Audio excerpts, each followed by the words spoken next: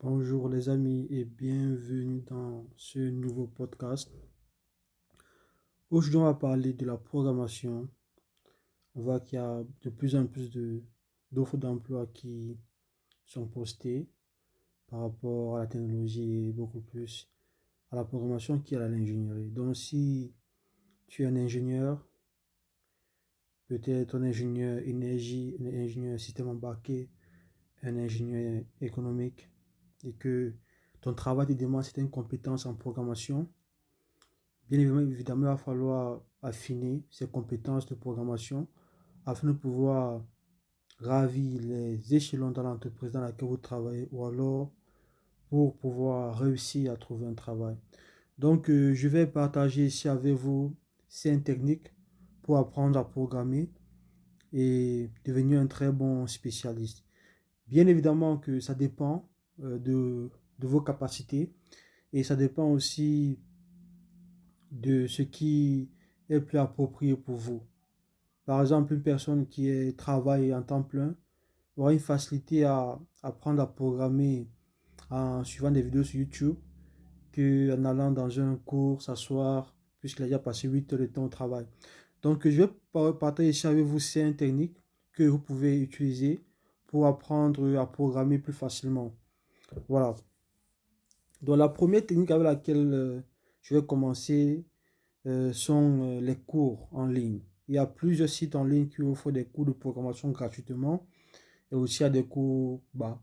Il y a des sites comme Udemy, comme EDX, comme Coursera, comme Udacity, qui sont des cours en anglais, mais qui ont aussi en leur sein certains cours en français et qui sont accès à gratuitement.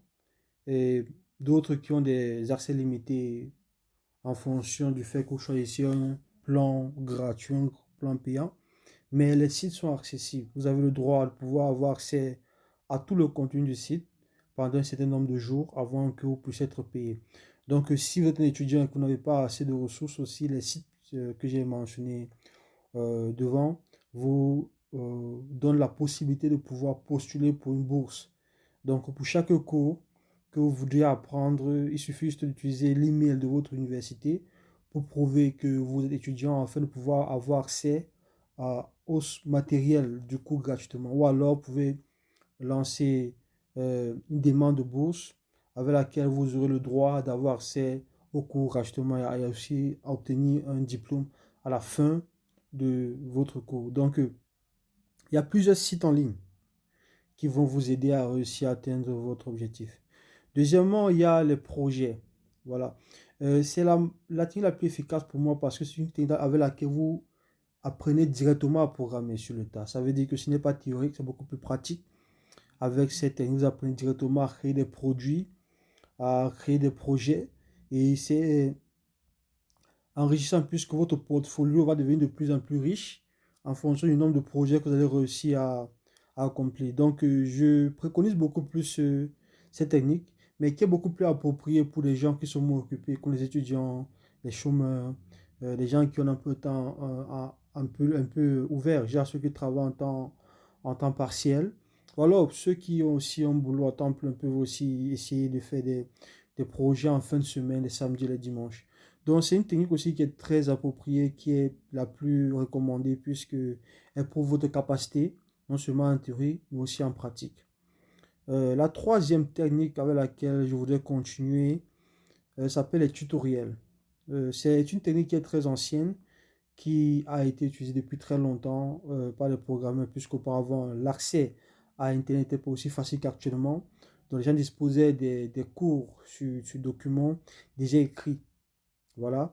Donc, il suffit juste de partir, prendre votre document, l'ouvrir et suivre le tutoriel. Vous voyez, il y a des tutoriels en PDF en ligne qui sont gratuits à la portée de tout le monde. Il suffit d'y aller télécharger et essayer. C'est un peu rudimentaire puisque c'est un peu difficile et le plus souvent, ces documents sont déjà ne sont plus à jour, quoi. C'est des documents qui sont anciens. Mais pourquoi pas essayer? Dans le cas où vous n'êtes pas une personne qui a accès à Internet, genre vous vivez dans les pays du tiers-monde où l'accès à Internet est un peu cher, où vous n'avez pas de machine avec laquelle vous, vous exercez régulièrement, avec un tutoriel, vous pouvez suivre le programme selon votre guise. Et en même temps, ça va couper moins votre budget, puisqu'avec le tutoriel qui sera téléchargé en PDF sur un format papier, vous allez dépenser moins de mégabits. Par conséquent, votre budget Internet va être réduit. Donc, ce qui fait en sorte que vous allez avoir la possibilité de pouvoir économiser de l'argent. Donc, c'est une méthode économique, bien évidemment rudimentaire, difficile, moins efficace, mais qui aussi prouve ses avantages dans le domaine de la recherche et dans le domaine de la théorie. Donc, si vous êtes une personne théorique, une personne qui fait de la recherche, la méthode tutoriel est très adaptée pour vous. Et aussi pour ceux qui font dans l'éducation, qui travaillent dans les universités, dans les laboratoires. La quatrième méthode, qui est une méthode qui est assez nouvelle, celle des vidéos en ligne. Différemment des cours qui peuvent être des vidéos ou des slides, voilà, ou des présentations PowerPoint, les vidéos YouTube ou les vidéos en ligne vous donnent la possibilité de pouvoir avoir accès aux cours à moins de coûts. Ça veut dire que d'aller payer un cours en ligne à 50 dollars qui est offert par une grande université, vous pouvez juste prendre ce cours auprès de ces mêmes universités dans des sites à accès gratuit comme YouTube, Vimeo, où vous avez accès aux cours. Mais bien évidemment, vous n'aurez pas accès à la totalité des matériels que ceux qui prennent des cours auprès des universités dispensés dans les sites appropriés comme Coursera, EDS, Udemy. Vous avez quand même le droit d'avoir accès à la totalité des vidéos et pourquoi pas souvent avoir accès aux questions, à d'autres matériels qui ne sont pas à votre portée. C'est aussi une très bonne méthode pour ceux qui ne sont pas sédimentaires, pour ceux qui bougent beaucoup. Vous êtes au travail, vous rentrez à la maison, vous avez 30 minutes dans le bus ou dans le taxi, vous mettez vos écouteurs vous mettez vos écouteurs, vous écoutez le cours, vous suivez ce qu'il a dit. Vous êtes dans la voiture, vous conduisez pour aller peut-être au supermarché, vous allumez le cours, vous l'écoutez et vous suivez. Donc c'est aussi efficace pour les gens qui sont mobiles. Bien évidemment, si vous avez un laptop à la maison, vous pouvez vous asseoir et apprendre le cours en suivant la vidéo YouTube facilement. Donc, c'est aussi une très bonne méthode pour apprendre à programmer. Elle est efficace, elle prouve ses avantages. Donc, vous pouvez aussi vous y essayer. La dernière méthode, qui est la méthode la plus difficile, parce qu'elle demande une, un investissement personnel très lourd.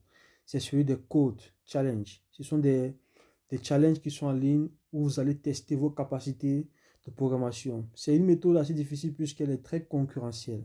Il y a beaucoup de compétition et parce que la plupart des sites qui offrent ces différents challenges hébergent des centaines, voire des milliers, voire des millions de programmeurs qui viennent se comparer les uns les autres et prouver leur aptitude à programmer. Il doit falloir être beaucoup investi mentalement et aussi travailler souvent en groupe pour pouvoir réussir à s'élever dans le groupe et émerger comme l'un des meilleurs. Et c'est un site, c'est la méthode la plus facile pour ceux qui sont cherchent du travail, puisque les employeurs directement savent ceux qui sont meilleurs dans le tas. Donc lorsque vous joignez ces sites-là, automatiquement vous réussissez à vous positionner comme étant l'un des experts dans le domaine. Donc, c'est une très bonne méthode, mais qui est assez difficile. Donc, ici, on a cité ces méthodes, les cours en ligne, les projets, les tutoriels, les vidéos sur YouTube et les challenges. Donc, merci d'avoir écouté cette vidéo. N'oubliez pas de vous abonner, à liker la vidéo. À la prochaine pour un nouveau podcast. À bientôt. Bye bye.